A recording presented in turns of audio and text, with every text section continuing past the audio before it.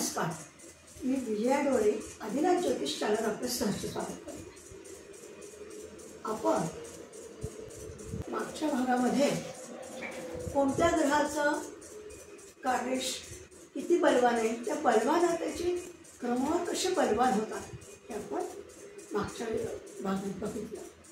या भागामध्ये आपण कोणत्या भावाच्या सबवरनं कोणती घटना बघता येते हे बघितले. आपण 12 भाव बघितले, शिकले, त्याचे सब काढले, त्याचे सब काढले, उपनक्षत्र सरणे उपनक्षत्र स्वामी सुद्धा आपण काढलेले.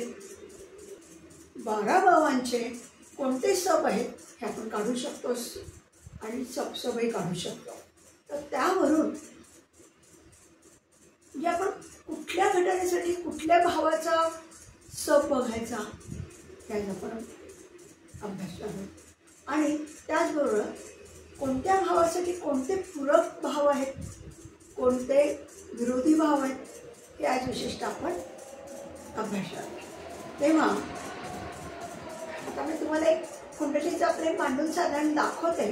विरोधी भाव आपण पाहिले. भाव म्हणजे स्थान, पहिलं स्थान, दुसरं स्थान, तिसरं स्थान, पहिलं भाव त्याला आपण भाव ते आपण सगळं सांगतो. आता मी तुम्हाला साधारण याच्यानं समजावून सांगायचा प्रयत्न करतो. आपण भाव बघितलेले आहेत. हे संपूर्ण 12 भाव आहेत. इथून पहिला भाव, हा दुसरा, तिसरा, चौथा भाव, 5वा भाव, 6वा भाव, 7वा भाव, 8वा भाव, 9वा भाव, 10वा भाव, 11वा भाव आणि 12वा भाव. पहिलं लग्नस्थानापासून डाव्या साईडने आपण त्याच्या राशी पण मंडळ बघतो, हो की नाही. ह्याच्यात आकडे जे असतात ते राशींचे असतात हे आपल्याला माहीत आहे. हां, तर आता आपण हे भाव 12 भाव आहेत, हे भाव कसे स्पष्ट केले, त्याचे सब कसे काढले, सब कसे काढले, सब मांडले हे माहिती आहे.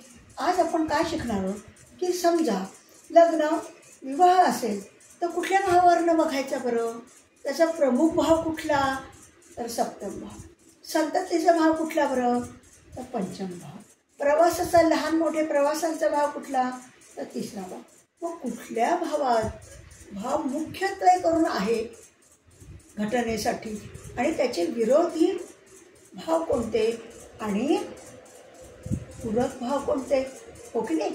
आता समजा विवाहाचा प्रश्न आहे, त्याचा विरोधी भाव नेहमी कुठला असतो, त्याच्या कुठल्याही स्थानाचा अलीकडचा म्हणजे व्ययभाव जो होतो तो विरोधी भाव असतो. विशेषतः जोरदार बलवान विरोधी भाव असतो तो.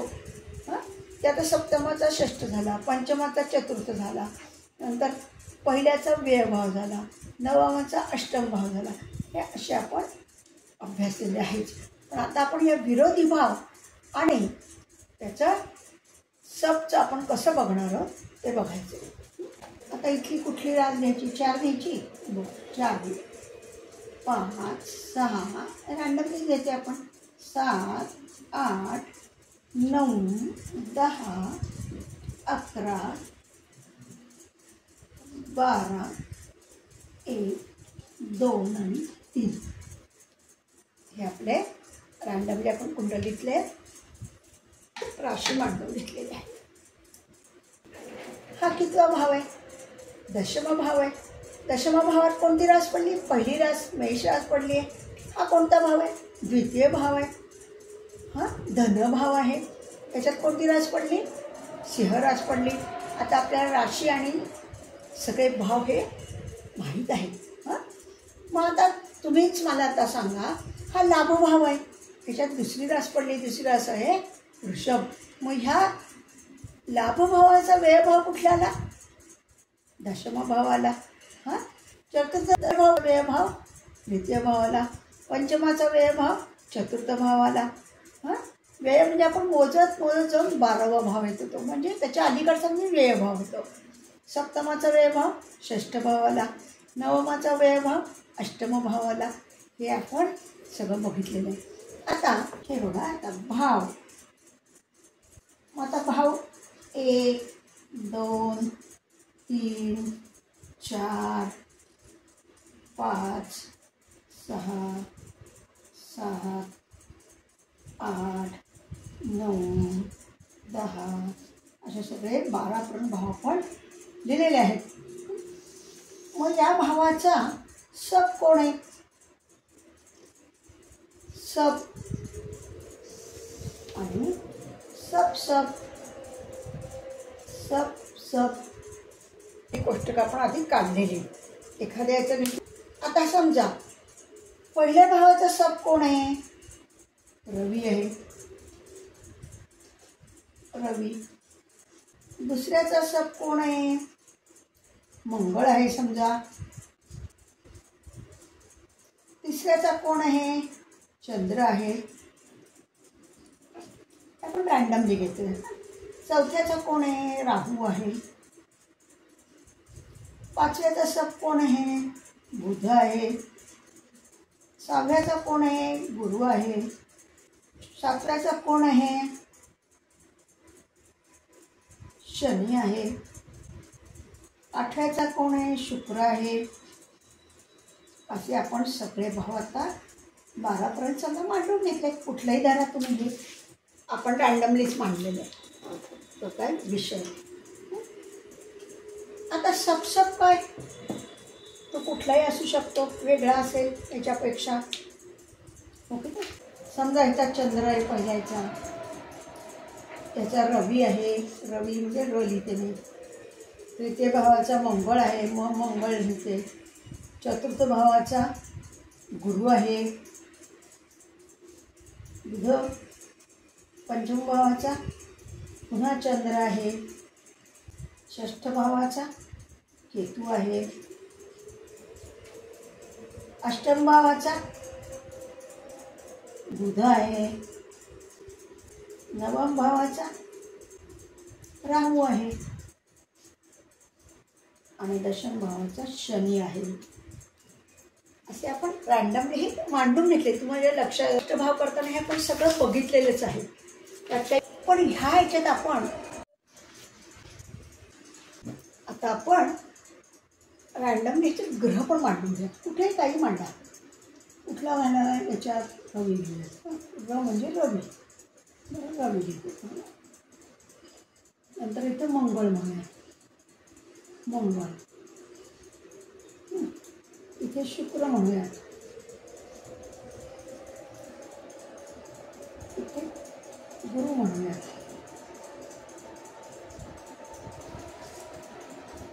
इथे चंद्र म्हणूयात. इथे बुध म्हणूयात. इथे शनी म्हणूयात. आपण हे सगळं रँडमली लिहितोय बरं का. इथे राहू म्हणूयात आणि इथे त्याच्या अपोजिटला बरोबर केतू. आता कुठला राहिला बरं? रवी, चंद्र, मंगळ, बुध, गुरु, शुक्र, शनी आणि राहू आणि केतू. हे रँडमली मांडले ते आपण. आता बघा, हा अशी कुंडली मांडली. हे भाव आणि हे पण सगळं मांडलेलं आहे. भाव आणि त्याचे सब म्हणजे उपनक्षत्र स्वामी, उपनक्षत्र स्वामी हे पण रँडमली आपण मांडून घेतले. आता बघा, हां अंदाजाने मी तुम्हाला सांगते. आता समजा एखाद्याला पंचम भावाचा प्रॉब्लेम आहे. एखादी घटना कधी घडेल हे आपल्याला बघायचं आहे. पंचम भावावरनं. कुठल्या भावावरनं? पंचम भावावर. तर पंचम भावाचा सब बघायचा. घटना कुठली? संततीची आहे. पंचम भाव म्हणजे संतती. ओके नाही. मग पाचवा भाव कुठला आहे? पाचव्या भावाचा सब बघायचा. 1 2 3 4 5.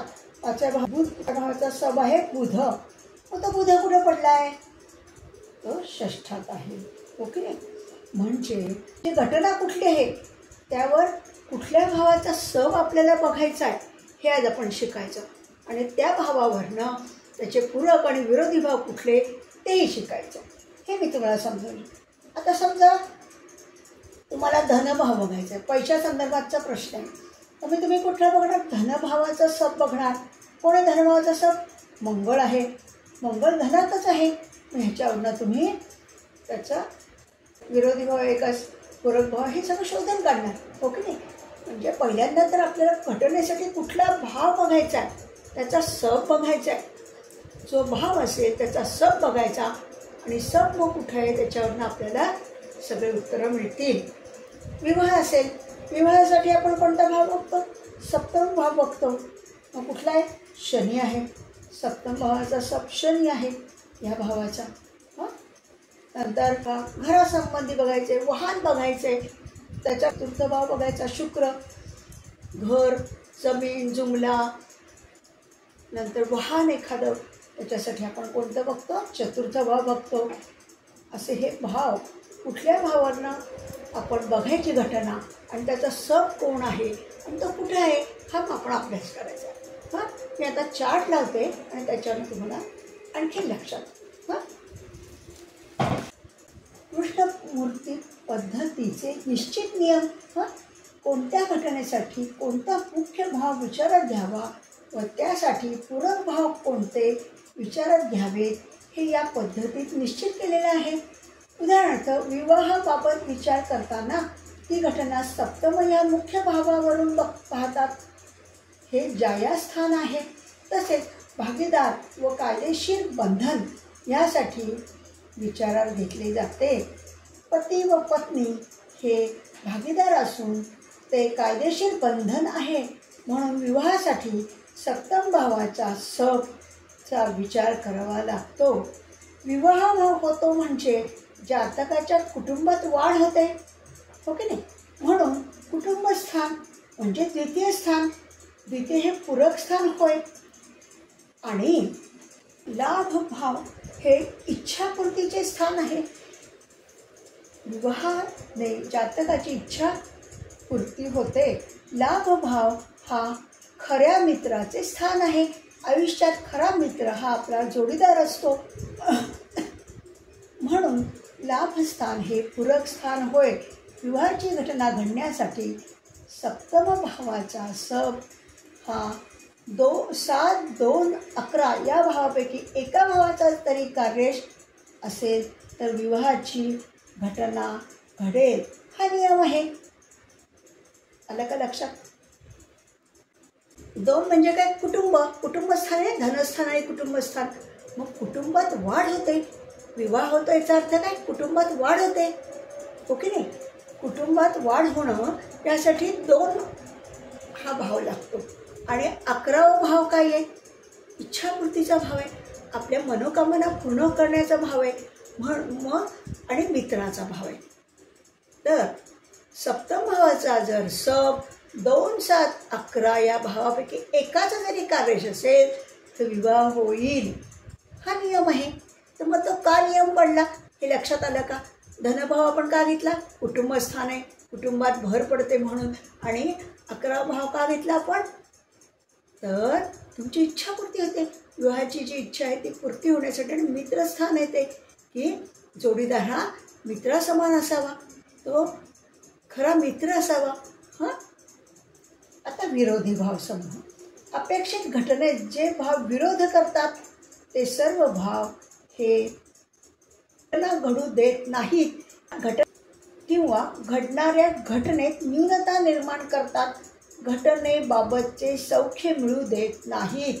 ह्यासाठी विचाराधीन भाव समूहात येणाऱ्या भावाचा व्ययभाव, भावाच्या व्यवस्थानी येणारे भाव आणि 6, 8, 12 भाव विचारात घेतले जातात. तसेच मारक व बाधक स्थानांचा पण विचार होतो. उदाहरणार्थ विवाहासाठी विचाराधीन भाव समूह कोणता आहे? 2, 7, 11 या भावांच्या व्यवस्थानी असलेले भाव कोणते? 2चा भाव म्हणजे 2चा व्ययभाव 1, 7चा व्ययभाव 6 आणि 11चा व्ययभाव 10.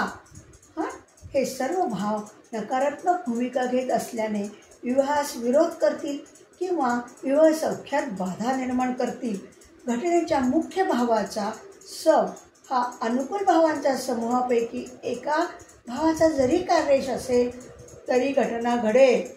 तसेच घटनेच्या मुख्य भावाचा सब हा अनुकूल भाव समूह तसेच प्रतिकूल भाव समूह या दोन्हींचा कार्य असेल तर घटना घडली तरी घटनेच्या अपेक्षित सौख्यात न्यूनता येते. अपेक्षित हे महत्त्वाचे. म्हणजे काय झालं? आता सप्तम भावाचा लग्नासाठी आपण विवाहासाठी कार्यश पाहिला. तो काय झाला? त्याचा कार्य 2, 11 पण म्हणजे विवाह होणार, पण त्याच्याचबरोबर 6 पण आहे, 10 पण आहे. म्हणजे काय झालं, विवाह होईल पण सौख्यात कमतरता दाखवेल किंवा कुठंतरी न्यूनता असेल, विवाह सुखकारक होणार नाही. कारण दोन्हीच आकार असे पूरक आणि मारक, पूरक आणि विरोधी ती भाव. हां, आता बघा, हां आपण आता क्रमांक, हां घटना, कोणती घटना आहे, त्याचा मुख्य भाव कोणता, म्हणजे त्याचा सब बघायचा बरं का आपल्याला. मुख्य भाव म्हणजे त्याचा सब बघायचा आणि विचाराधीन भाव आणि कारक भाव. पहिले आपण भाव घेतला विवाह, वैवाहिक सौख्य. विवाहासाठी आपण कुठला भाव बघायचा, सप्तम भाव बघायचा. मग सप्तमाचा सब तो कुठे आहे, 7, 2, 11 मध्ये आहे का, हो आहे. विवाहाचा सब ह्या 3पैकी 7, 2 आणि 11 ह्यापैकी एका जरी भावाचा कार्य झाला तरी विवाह होणार. आलं का लक्षात. आणि जर विरोधी भाव कुठले त्याच्या अलीकडचे आपण मग असे पाहिलंच, कुठला 6 विरोधी भाव म्हणजे त्याचे ह्याच्या विरोधी.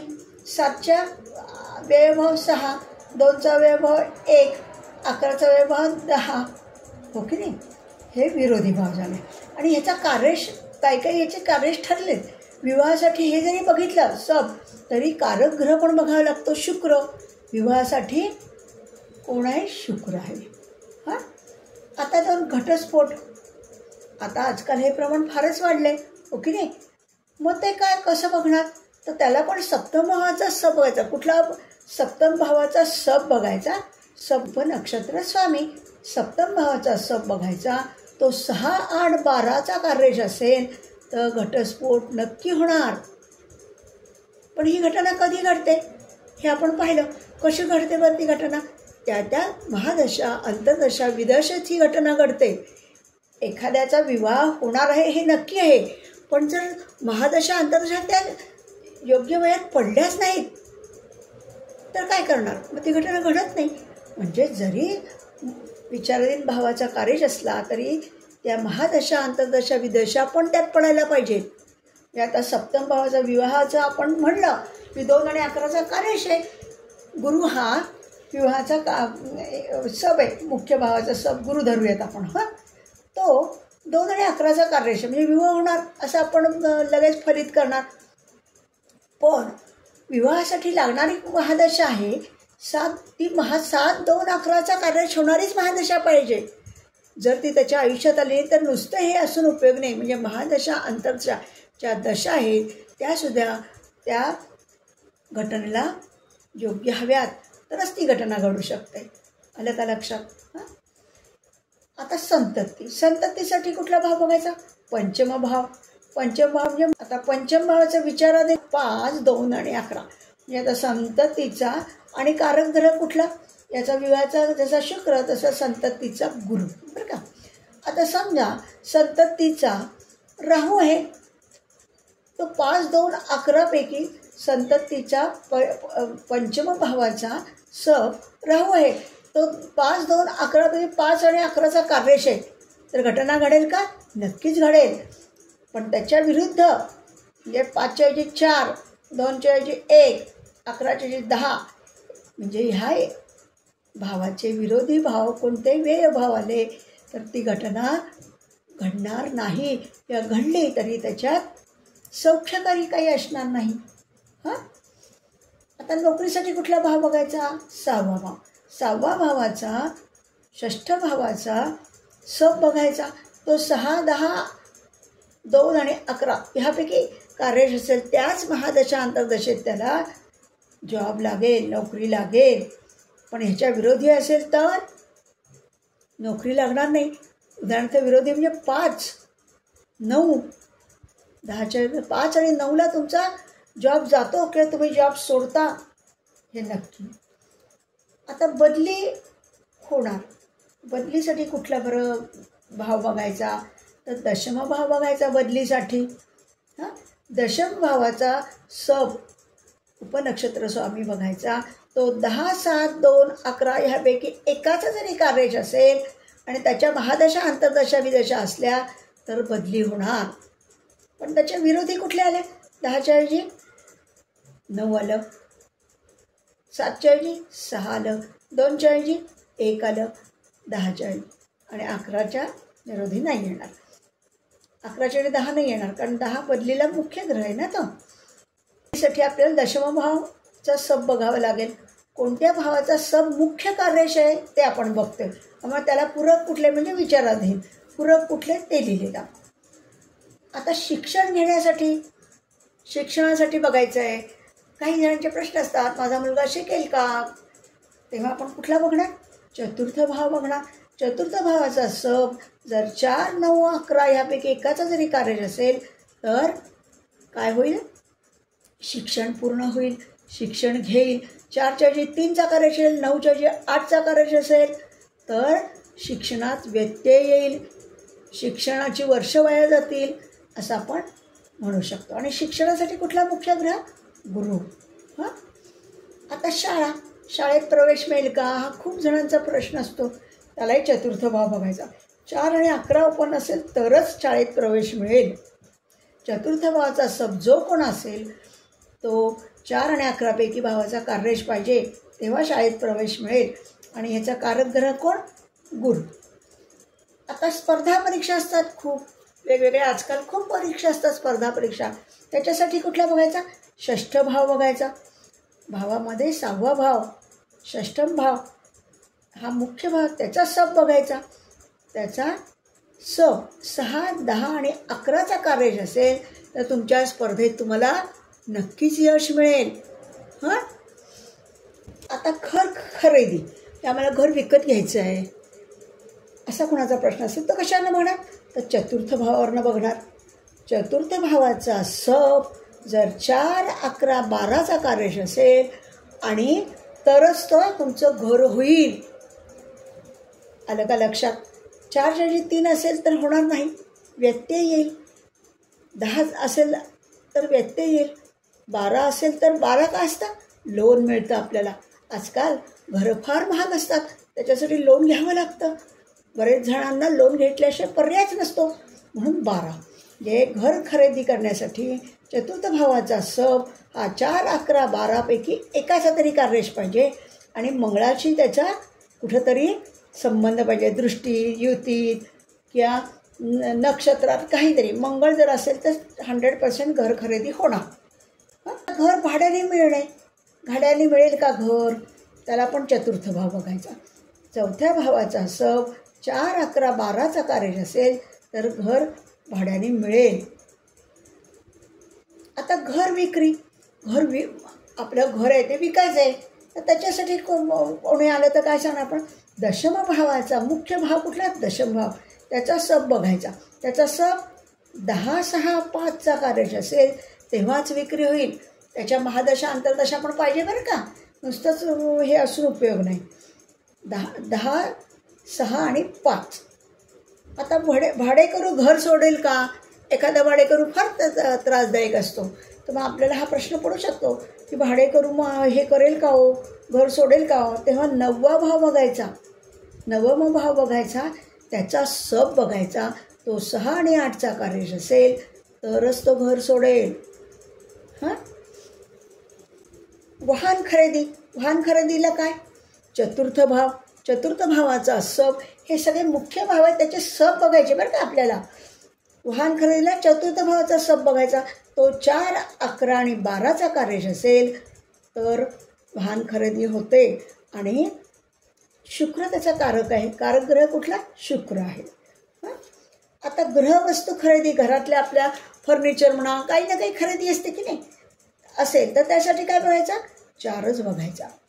चतुर्थ भावाचा सब 4, 11, 12 कार्य असेल तेव्हा तुमच्या घरातल्या वस्तू खरेदी होतात. आता कर्ज मिळण्यासाठी काय? षष्ठम भाव बघायचा, 6वा भाव बघायचा, त्याचा सब बघायचा. तो कुठे पाहिजे? 6, 2, 11. तिथे 6, 2, 11 ह्याचा कार्यश असायला पाहिजे. तो 5, 1, 10चा कार्यश असेल तर तुम्हाला कर्ज मिळायला वेळ लागेल.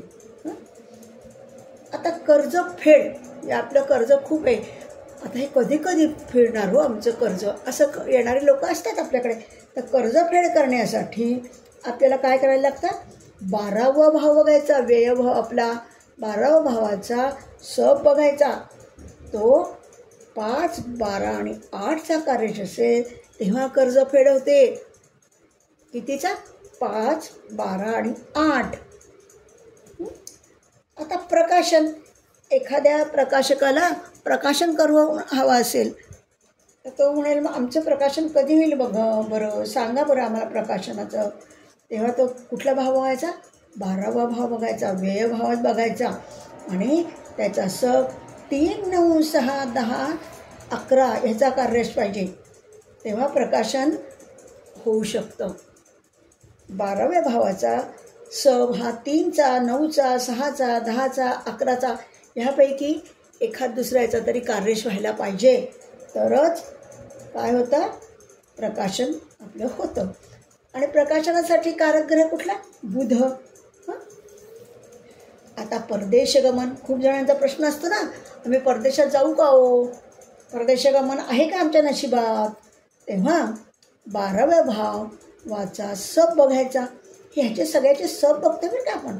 तो सब कुणाचा कार्यश म्हणजे 3, 9 आणि 12. 3, 9, 12 याचा कार्यश असेल, एकाचा तरी कार्यश हवा, त्याच्याशिवाय परदेशगमन होणारच नाही. तेव्हा परदेशगमनाचा योग येतो.